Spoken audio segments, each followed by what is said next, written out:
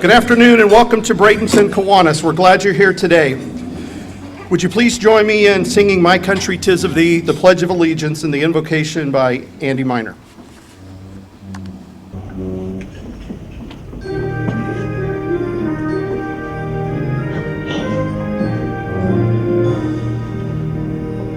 My country 'tis of thee, sweet land of liberty, of thee I sing.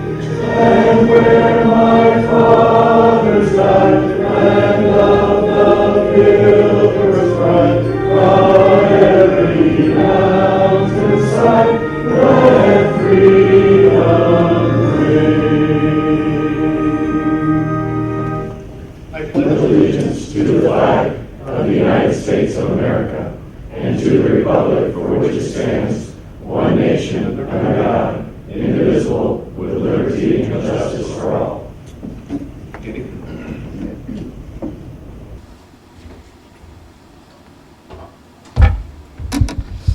Let us pray. Dear Heavenly Father, thank you for this time and to get together with other members of the community and friendship. Bless all the leaders and their friends here today, Lord. Let us continue to grow and serve you the best we can. In Christ's name I pray. Amen. Thank you, Andy. Thank you. Thank you. You may be seated.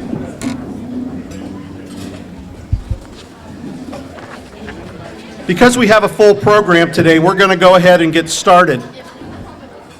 So at this time, I'd like to call up Mac Aldridge to introduce our guests.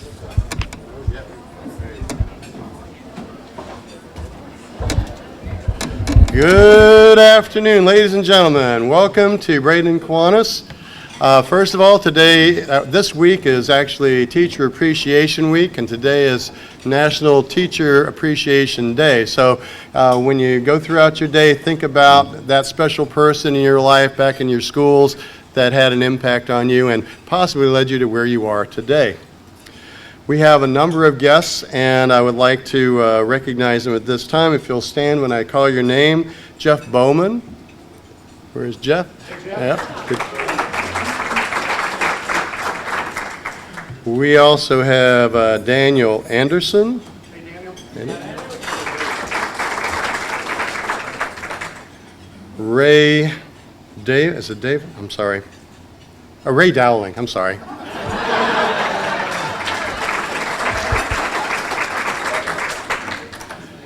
Barbara Duncan, Guest Sharon, Mike Bear,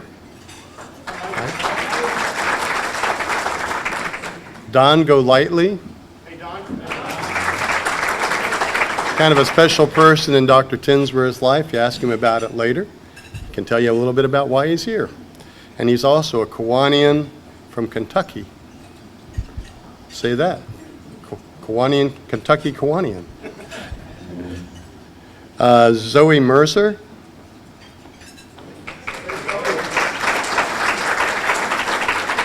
Marvin Perrell. Misty Servia.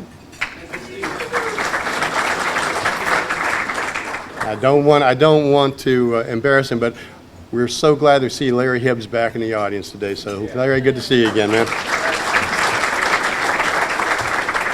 Our guests of honor, John and Amanda Horn, will be up here a little bit later, but they also had a number of guests. Eleni Sokos, Christina Riggio, Amy Wickmavis, and Jamie Carter. Is there anyone I missed? Thank you so much for being here, and it's glad to be a Kiwanian. Thank you. For those that may be the first time at Kiwanis, we do have a video of the week. So this time, or today, I'd like to call up Tom Mosley to give us our video of the week.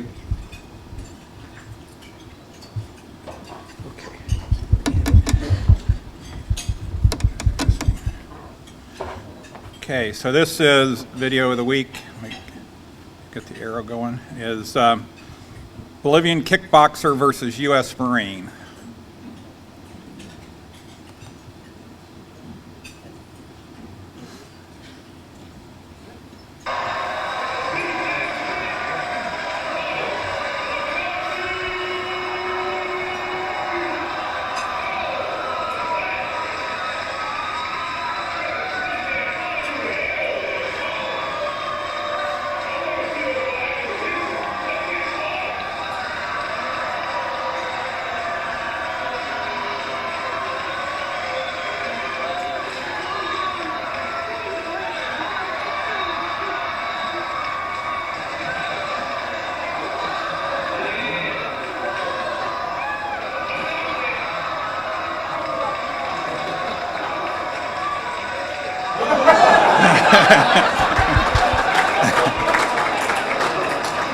And that's our video of the week.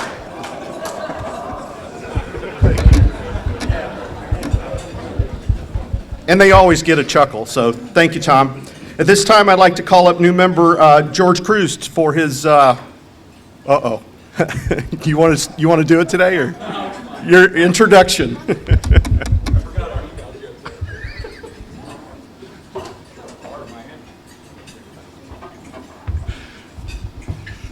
Yeah, I completely forgot I was supposed to do this week. Brett asked some of the new members to come up for a quick introduction. So as an introduction, as Brett said, my name is George Cruz. I'm the principal of Pursuit CRE. We're a multifamily private equity and advisory firm here in Bradenton. We do acquisition, financing, and broker, tenant rep, or buyer rep for multifamily properties from here to Orlando. I grew up down in Sarasota, but back in 2008, we decided to come back into town after being out for a while and move into Manatee County. My two kids, my son's 12, he does travel hockey up in Ellington. My daughter's 10, she does travel soccer at Braden River. So that takes up about 95% of my life. The rest of my time, I just completed Leadership Manatee with pretty much all the new members here. Brett bought us all a couple of Mick Ultras and some snacks one night, and we all showed up, so we're cheap dates. Other than that, learned about Kiwanis a little bit. Everything my wife and I do is kind of kid-related. My wife's outgoing PTO president at Wakeland. I do stuff with Junior Achievement, Dream Oaks, Bridge of Life. We're definitely kid-focused in our activities, so when I heard about what Kiwanis does, talked to Kevin and Sean about it, decided this is a great place to be. So, new member, my first day with a badge, and I'm happy to be here, so thank you.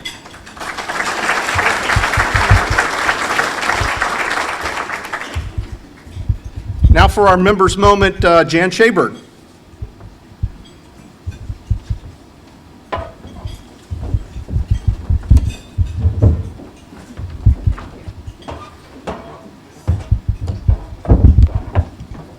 Hey everyone, if I don't have this thing to stand on, I look like Wilson from Home Time, you know, down here. Alice, can you do me a favor? Can you run that piece of paper up that I just left there? Thank you. I'm going to start with my member moment right off the bat. It was the first day that my husband Ray and I arrived here to meet Dave Grantham. And as soon as we got off the elevator, we heard jazz music. We looked at each other and I said, I don't know if this is the place. So we walked up and stood at the glass doors and saw a room full of people, all gathered together. Some were standing, talking, shaking hands. Some people were sharing their meals together. And so we walked in and we saw the fellowship happening right before our eyes. And we said, I think we're in the right place. And so ever since that day, when Dave Grantham met us, as well as Diana, which we very kindly heard, "Hi, y'all, can we help you?" It was the day I knew we weren't going to leave.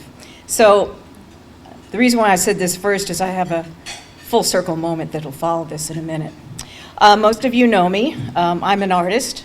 I'm a longtime singer, and I'm also an author. But something you may not know about me is I have about a decade and a half of finance behind me, something that I really enjoyed doing. Most of it was branch banking. Some of it was with Merrill Lynch, which was particularly important to me. But what was also important is that it helped to feed me while I was starting a singing career at the age of 20. So I did what Mama always said, take care of your bills and you'll be able to enjoy everything else.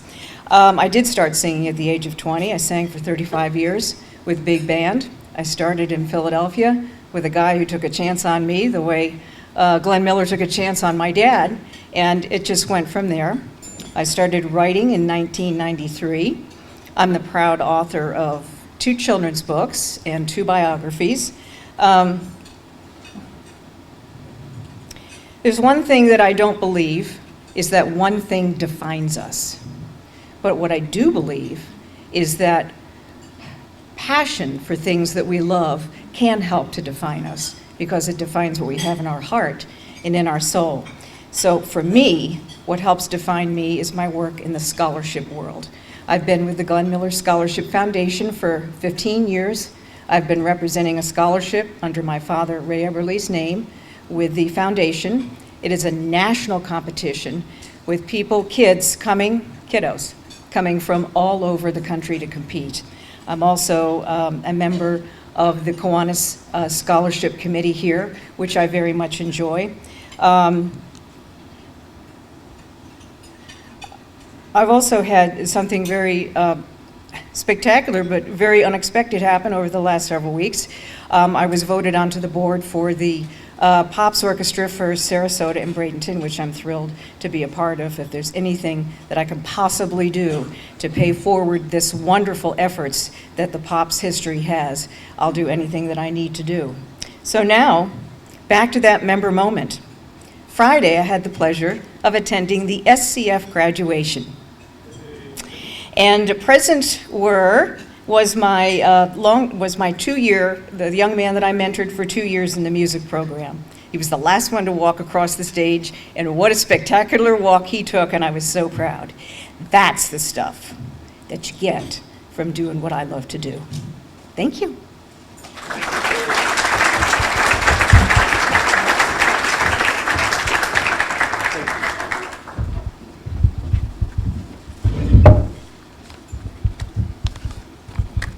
All right, just a couple more announcements before we get started. I want to recognize Alex Garner, Lori Fox, and Jane Coker again. I know a couple of them are right over here, and great job on the restore with Habitat for Humanity. I went over there yesterday, and you guys blew everybody out of the water, I have to say.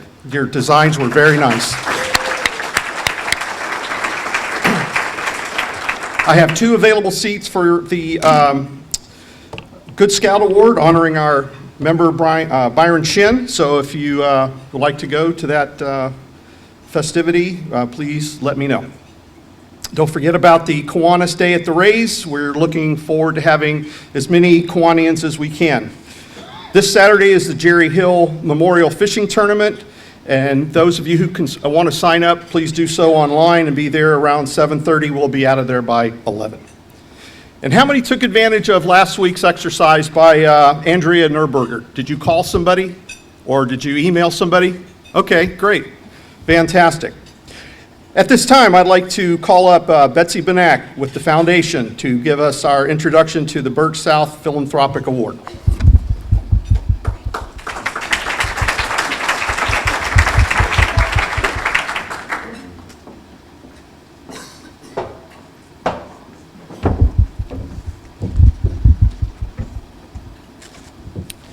Good afternoon, everyone.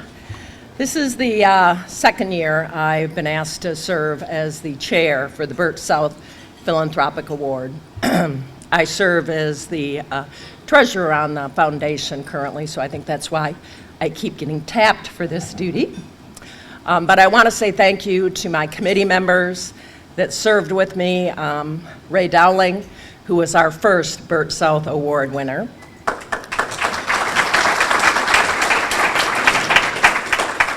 Cliff Walters, who's going to come up here and give us a little talk about who Bert South was, because he knew him very well, and why we created the Bert South Award. So Cliff is on our committee, and also Ed Nicholas worked with us this year, filled a role. I will tell you that the reason we do a Bert South Award is because the foundation is very blessed to be able to recognize people in our community, such as Bert South. And Cliff, if you want to come, we're going to have you tell everybody who Bert South was before I go too far.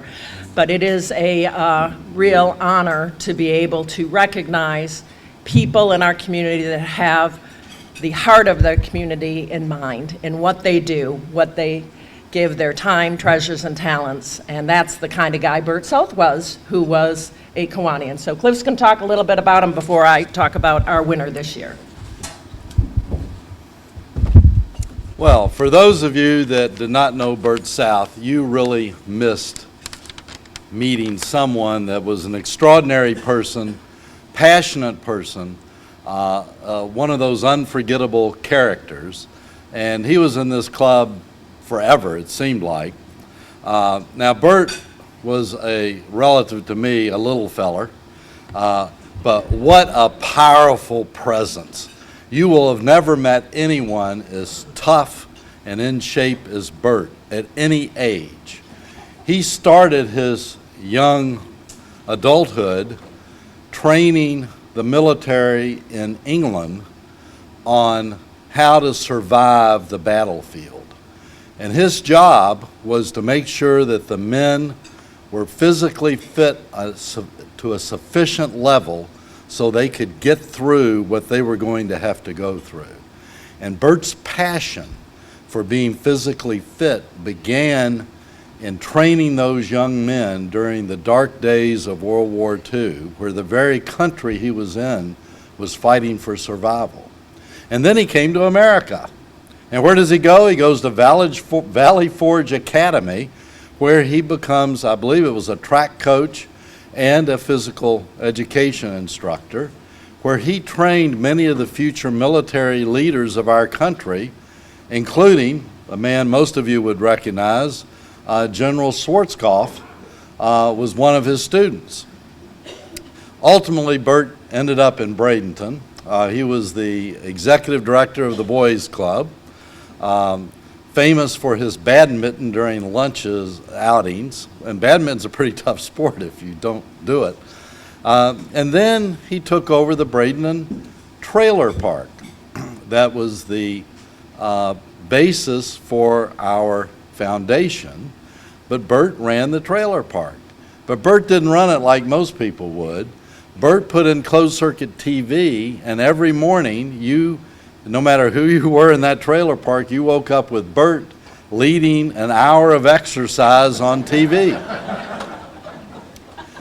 Bert kept that up, and then we sold the park out from under him. Bert moved into Freedom Village. So to get to Kiwanis, I'd forgotten this, but Dick Gross was telling me, Bert used to run from Freedom Village to our Kiwanis Club for lunch. He was just an amazing fella, very dapper, always had a smile on his face, always made your day better for having run into Bert. And no one thought he had a nickel to his name. After all, he was a nonprofit executive director who are not noted for being overpaid. He was running a trailer park. Let me assure you, we Kiwanians were not overly generous in his remuneration. So when he came in to see me and he had a 7-figure estate, I was beyond blown out. And then he said, I want to give it all to charity. Hence, the largest gift this foundation has ever received came from Bert South. But between the time he did his will and he went to his maker. Bert decided to go to the World Rowing Championships in England, where he set world records in his age group. The man was indomitable, seemed to have an inexhaustible reservoir of energy, but he was passionate about youth. He was passionate about people, whether they were young or old, at being better than they were, seeking their potential, and making this community better than it thought it could be. Bert was an amazing man. I'm a better man for having known him, and we're a better club for him having been here. Thanks, Cliff.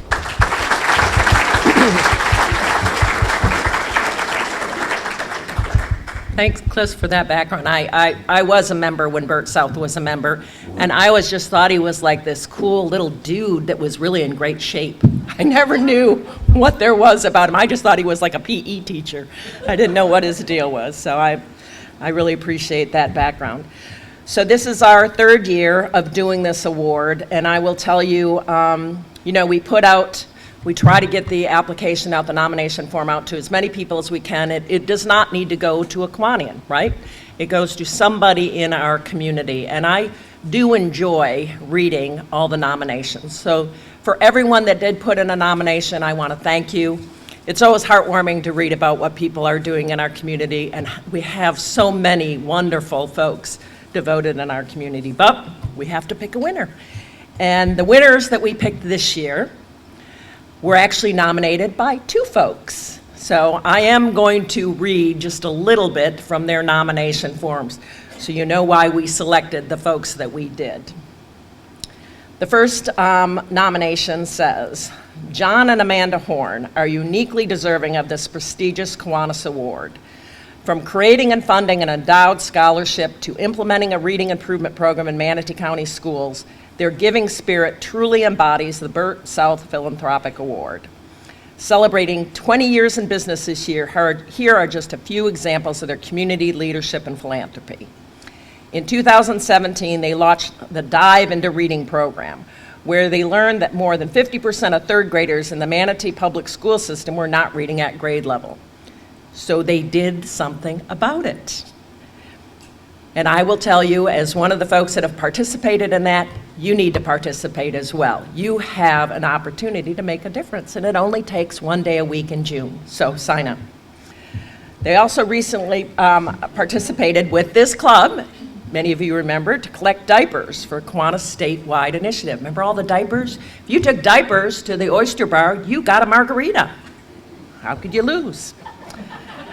They created and endowed a scholarship of over $250,000 for adults to return to school at USF, SCF, and MTI. They provided 5 annual $1,000 scholarships to students through the Manatee Education Foundation and provide lunch for all the players at the annual Bill Galvano Golf Tournament, raises funds for the Manatee Education Foundation.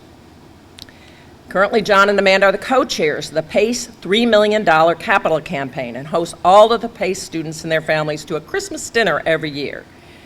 They provide dinner for over 300 people at the annual Making Strides Against Breast Cancer event and for over 200 participants in the annual Relay for Life, and give free dinners to all veterans on Veterans Day.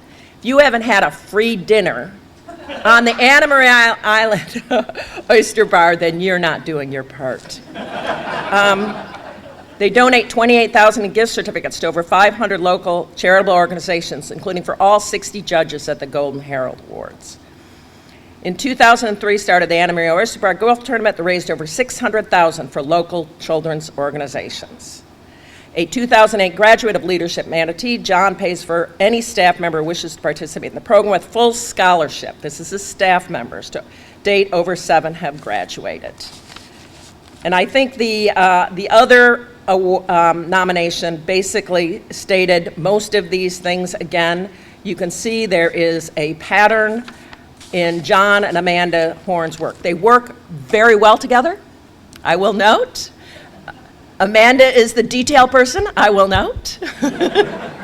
But John also took such a leadership role in helping us, and this is from my own selfish perspective as a county commissioner, in helping us get our infrastructure surtax passed, because we can do things to accommodate all the growth somehow we have to have funds to do that. And with great leaders like John and Amanda out front, we were able to get that passed. I don't want to say a lot more. I think you all know John and Amanda, but I really want to say thank you to them, and I want to give you your award. Oh, and one more thing. This year, the foundation decided to make it a little bit more interesting. The foundation decided to put $10,000 in as a incentive to our award winners to say, look, you guys can state who you want to give this money to. You're being awarded this award because you're active in the community, philanthropy, but we know that sometimes it's difficult to raise funds.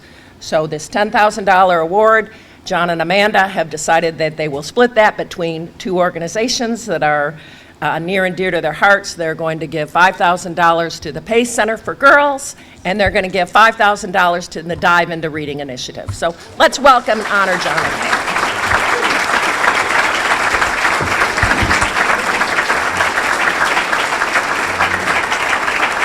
Who got the giant check?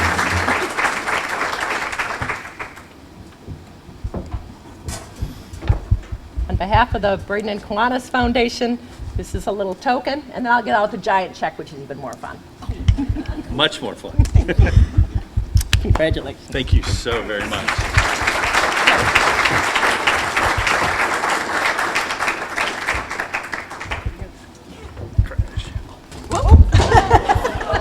It's not going to go through the drive-through. It's going to get stuck in the pneumatic tube now.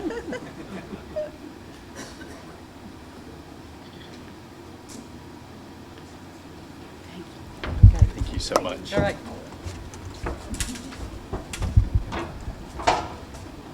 You guys, we could say something if you want. Oh, yeah. You know me, I'll take a microphone anytime.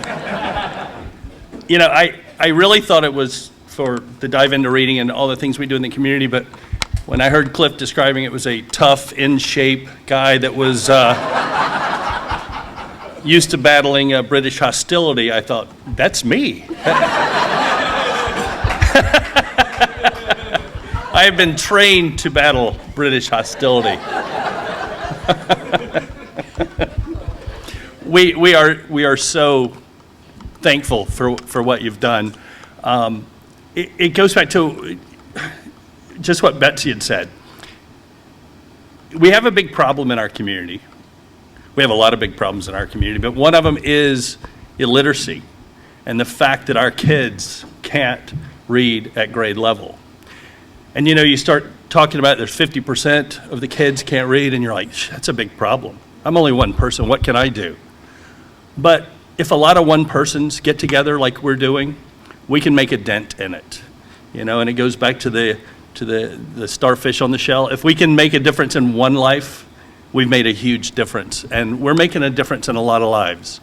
And we're helping our community a tremendous, just with our reading program. The Pace Center for Girls is another awesome organization. We are so happy to be involved with them. Thanks for being here today to support us. We appreciate all the girls that are here. I like it because I get to sit at a table full of girls. There's ulterior motives in everything we do. Right? Absolutely. Absolutely. But this is a true honor. I mean, I was in Key Club in high school until I was thrown out, but that's a whole nother story. So when I looked up here and I didn't see the key on the K, I was like, wait a minute, that's not right. But the Kiwanis has always been, it's a phenomenal organization. This was in the booming metropolis of Bartow, Florida, where I grew up. And they helped us as high school kids, and I know you guys do a lot. What you do with Leadership Manatee is a phenomenal thing. We are just fortunate to live in probably the greatest community anywhere, and I know you guys do a lot to help, and we're glad to help, because if we all do it together, all of the one people get together, we can do a lot in our community, and I wouldn't live anywhere else. So thank you all very, very much.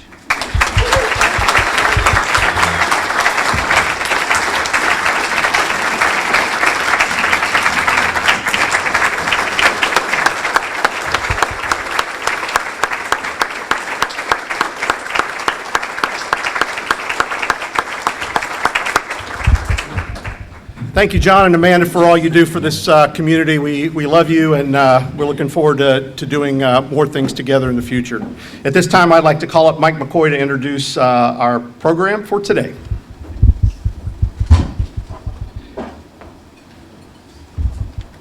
Good morning. Morning, thank you. You know, this meeting could be over right now, and this would have been a fantastic meeting.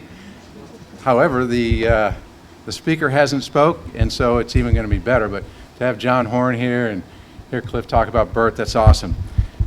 Now we're going to talk about emergency management. And our speaker today is one of our club members. I had a chance to talk to him before he came up, and Steve has been in public service for 45 years, 50 years if you count the Explorers. Started with the Bradenton Police Department and then moved over to the Manatee County Sheriff's Department, which is very similar to what my father-in-law did. Myra knows my dad, or my father-in-law. So this club is just awesome because where can you sit with somebody who knew your father-in-law 40 years ago? I pulled out my phone and said, Steve, who's this guy? He knows this guy that was in a picture with my father-in-law that's hanging over at Mission Barbecue. He worked with him at the Bradenton Police Department 40 years ago. It's just awesome. He told me not to go off script, but here I go again. But anyway, so Steve was born, or not born, he obviously was born, he's here. He was going south, man. Yikes. So anyway, Steve has been in Manatee County since 1956. He was raised here, went to school here. As I said, started with the Bradenton Police Department, went to the Manatee County Sheriff's Department, where he served in multiple capacities. He currently is in charge of he's chief of the Manatee County Emergency Management Services. Experience is awesome with the Manatee County Sheriff's Reserve Unit. He came back after he retired to work with the Crimes Against Children Unit. He's been deployed at all kinds of events, hurricanes, natural disasters, fires, and a couple presidential inaugurations, which was really cool. So Steve is also an author. He's written magazine articles in communications and public safety. He's presented on these issues internationally: Sweden, Finland, Estonia, Brazil, Argentina, and Canada. So I'm very happy to introduce you all to Steve Litzschauer.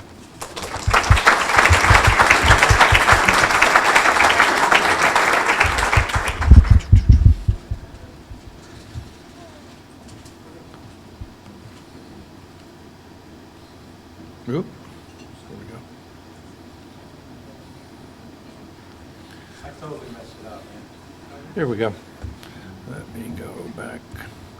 All right, good afternoon, everyone, and I'm going to talk rather fast because we've got shortness on time, but first of all, I want to recognize some of my bosses, Commissioner Benak and Servia, and I don't think I see any other commissioners, so I'd be remiss at doing that. And before I get in the into the program, on each of the tables are brand new hurricane guides. There's one for everyone at the table, and then back in the back, Mac has some on the table, and also there's some in a box there. And if your business club, homeowners association wants these by the hundreds, let myself know, or Tom, would you raise your hand real quick? We'll get you these. Likewise, we do programs from 15 minutes to an hour and a half, so I'm going to get that up front in case you have to leave. So if your homeowners association, other clubs, businesses, or whatever want to have a program, please let me know. So there we go. So what we do, we're part of government, and government cannot do it alone. It's very, very important to know that we cannot do it alone. And it's a great honor. I could spend the next 2 hours probably going table by table, recognizing different people at the tables of who I've worked with over the years of what they do for their community. And matter of fact, last week, Ray Dalian and I spent the day together going over to West Palm Beach, reminiscing and learning that John would be here today. And I got to tell you, it brings back just about 7 months ago when I was deployed up to Hurricane Michael. I'll let you do the math. Sorry, Linda is in here. I was educated here in Manatee County, especially over at Palmetto High School, so our math wasn't really good. So in our first week, so it's 7 days times 3, even Palmetto, that's 21 meals. 14 of the first 21 meals that week were not provided to the first responders. And John Horn and I communicated he was going to come up 300, 400 miles away to feed first responders in the Panhandle. So again, John, Amanda, congratulations. I could go on and on. As I said, we can't do what we do without the people. Again, Ray from FPL, the Red Cross, Salvation Army, Kim from the Chamber, Florida Baptist, Department of Health, and the list can go on. But I just want you to know it takes, and it was already said, it takes the whole community no matter what we do. Some of the examples we do real quick are wildfires. Who would ever thought we would have gotten involved in red tide? Helicopters crashes twice this year already, tornadoes, explosions, and so forth. So there's a lot of things more than just hurricanes we do. A lot of people think that's all we do. So we're talking about hurricane season. So in Florida, hurricane season is June 1st through November the 30th. There's only 1 month of the year that a hurricane has not hit, and I believe that's February. And if you've lived in Florida or Manatee County more than last week, you know that we probably get worse storms, I think it was last week, from a good summer storm. Winds were up to 60 miles an hour here in the county. Rain comes down 23 inches at a time, and back 2 years ago. So just don't worry about that hurricane, worry about that storm. So a lot of people ask, when does the hurricanes peak of the season? So the peak is September. So Ed, and I know a couple other people in here do cruise arrangements. You can get a great deal on a cruise in September. I have, but that's the peak of the season. And they also ask, let me go back here, to the right, people say, well, where's that hurricane going to hit? Those dots is the last 100 years. So take a dartboard, put the state Florida, throw a dart, and you'll be as good as we can predicting. So I'm going to bring up the next slide. I debated whether I wanted to or not because this is wood, because I don't want it to jinx us. So in 2018, we had 15 named storms, 8 hurricanes, and 2 majors. In 2019, it's predicted that we're going to have a little less than. So we're going to have 13 storms, 5 hurricanes, and 2 majors. What we want to make sure, it only takes one. Only takes one. Don't worry about that 12 or 13 or 5. Just know it only takes one. And that's what we're trying to prepare the public for, because we do not want them to become complacent like they did for a 10-year period not long ago. So storm surge can be very devastating. You see these are actual photographs I took when I was up at Hurricane Michael. The picture on the right is a roadway with debris in the middle of it.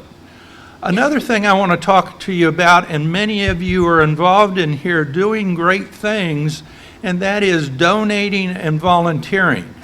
Those are wonderful and great things, but do that with a mission in hand. So what we're telling people now is, if the Kiwanis Club wants to donate to North Florida and the Panhandle, look for a Kiwanis Club. If the Baptist Church wants to donate to someone, donate to the Baptist Church, because when you don't, the problem is where are you going to store it? Who's going to sort it? Who's going to stock it? Who's going to distribute it? We don't. And that's the worry, because semi after semi after semi came full of great donated things, and it sat there. So that's what we're trying to teach the public. If you're going to donate, that's wonderful.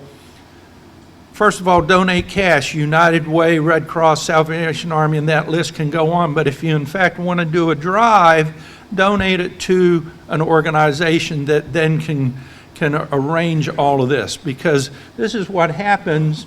This looks like this was an old gym. It was really nice to put the stuff in it until it rained, because the gym had a hole in it as big as I am.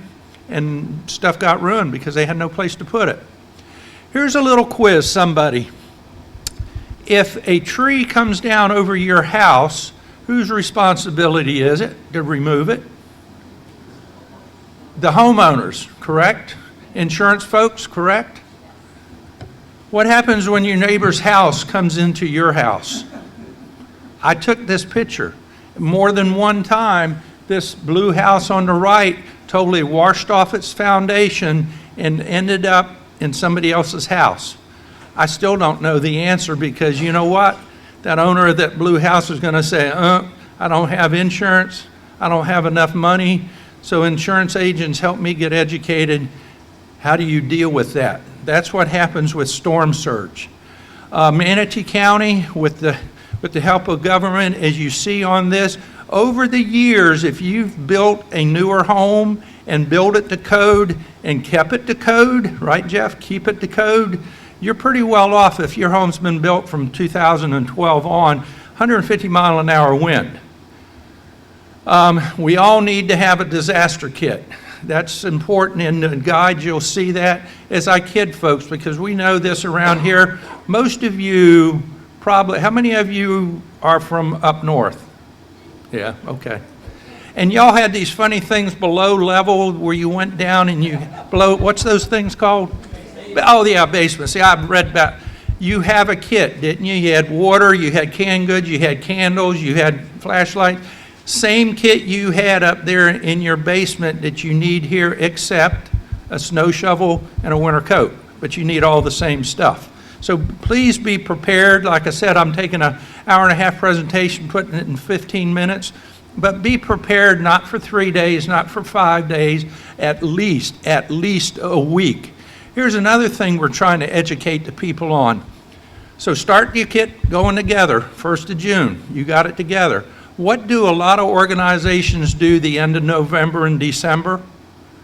Food drives. So if that hurricane and storm has not hit come the end of December or end of November, December, why not re-gift those canned goods and that water to food drives and then restock the following year? So we're trying to get the people to, I call it re-gifting their food and pass it on. And stock up early. Please stock up early. The other thing is nowadays everybody's got a smartphone.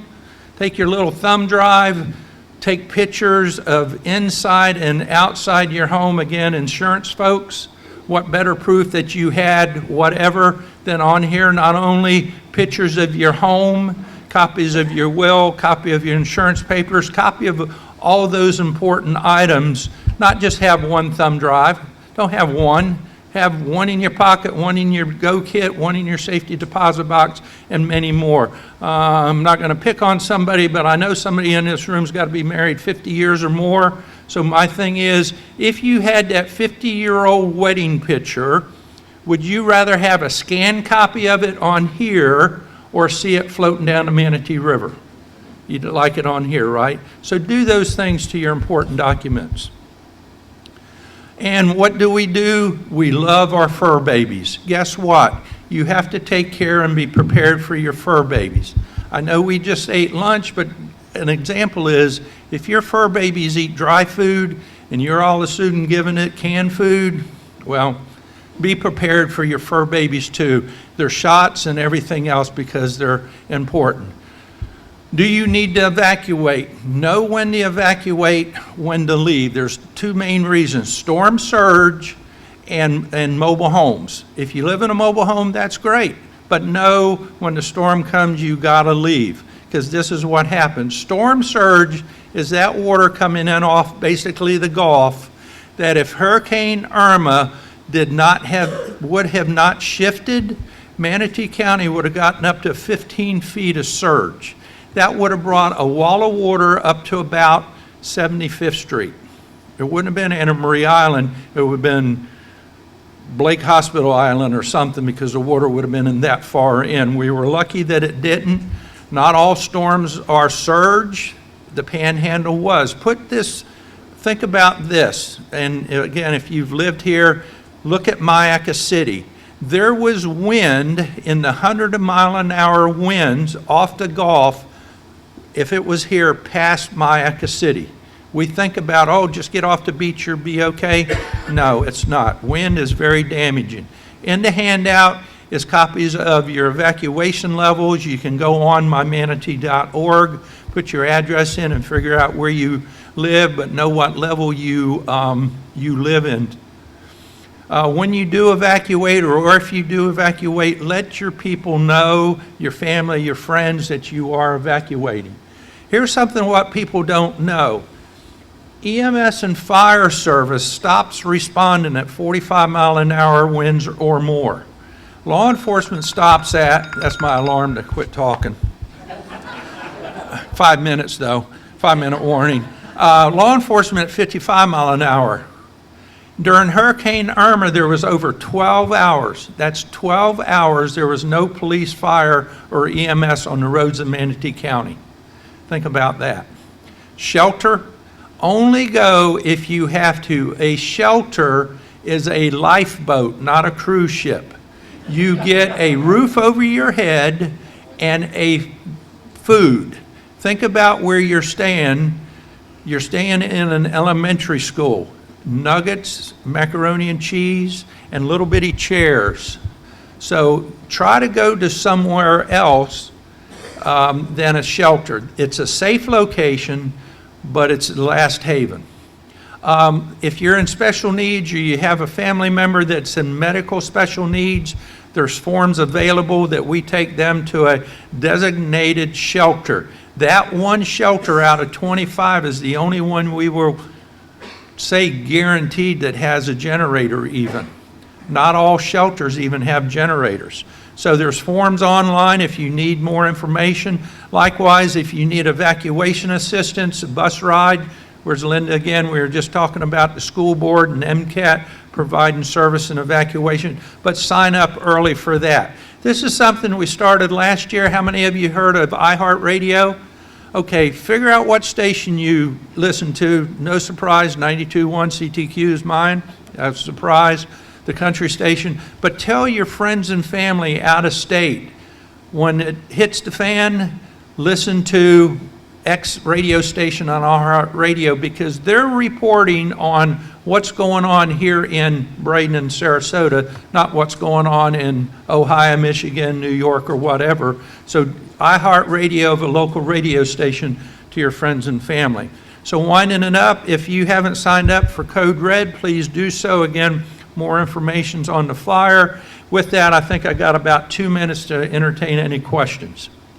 Ed?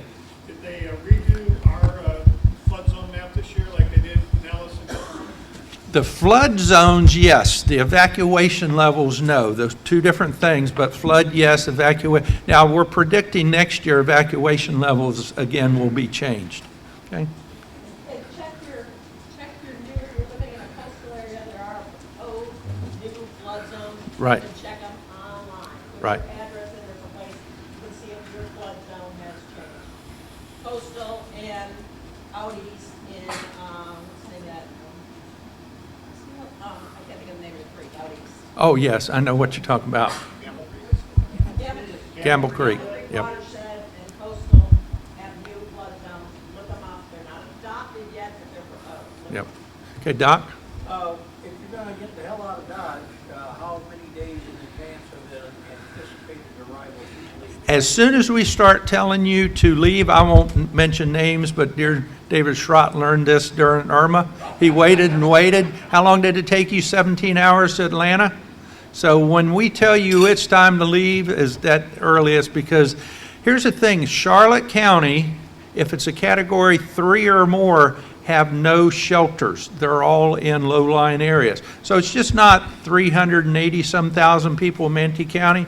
It's everybody from South Florida on up that's going north. So as early as you can if you're going to get out of Dodge. Yes. Yeah, Andy. You said a radio program, but I also noticed the news coverage on TV between the Weather Channel and Vegas 9 was very different as well. Do you have a local TV station you're in as well? I mean, what we call our hometown would be ABC 7, without giving away. But here's the thing, too. If you listen to 8 and 13, again, if you've lived here more than last week, they're going to be reporting on something in South Tampa, and you're living in East Braden, the weather across Manatee Avenue could be different. So that's why we try to get you to listen to something near. But ABC 7 is probably our hometown news station. But that's the problem, is 8, 13, 10 are reporting on such a large geographic that right on an afternoon rain, it's raining across the street but not here, so that's hard to go on. So, anything else? I'm sorry I had to rush through it, but like I said, if you want a program for any other group, let us know and we'll be happy to come out. Thank you. Hold on. Steve, I'm not sure if you have a golden rule, but we're going to give you one anyway, because it's a tradition here at our Kiwanis Club to give you a Kiwanis golden rule to help you measure the future success of emergency management. Okay, thank you, Thank Brad. you. Appreciate it. I will tell you, I've known Steve for a long time. I'm so proud that he's our emergency management chief. He has done so much in the first few months of his tenure. I know that I participated in a countywide disaster along with Ray Dowling and her crews, and everybody works great together, but we have to exercise as well, and now it's up to you. It's up to you to do what you need to do when he tells you to do it. So with that being said, don't forget we've got the kids fishing tournament coming up this Saturday. Next week we will have a great program, so check your newsletter. John, come on. Come on. Because you know how after you say something, you forgot to say this? Come up. As he said, if you've never had a free meal at the oyster bar, shame on you, but you can get breakfast. Come up. We got to get you on METV. Come on. If you've never had breakfast at the Anna Maria Oyster Bar, come volunteer to read with the kids. Because that's what we do. It's life skills as well as reading skills. So you learn how to eat with a knife and fork, and I watched a lot of you, and what? You would do good training the children how to eat with knives and forks. Come on. No, but we teach the kids how to eat with a knife and fork, how to put a napkin in their lap, how to look people in the eye, to introduce themselves. So they get life skills as well as reading skills. So if you haven't had a free meal at the Oyster Bar, here's your chance to get 4 in the month of June. Or you can volunteer 4 days and get 8. 16. How do you sign? Oysterbar.net/reading. Oysterbar.net/// You figure it out. We'll put it in our newsletter. Try both. We'll put it in our Reading. newsletter. And you can sign up. There's a slight background check by the school district. Be careful. Use your proper name and number. And we'd love to have you volunteer with us. John, thank you very Thank much. you. We appreciate it. One more hand again for John and Amanda. We really appreciate everything they've done. We've had a great program today. Thank you to the foundation for all they've been doing in this community and recognizing John and Amanda and all the other stuff that they do for this county. Yes, Mac. Yes, we'll do another photo op, John. So get your smile on. You got it. All right. With that being said, we are adjourned.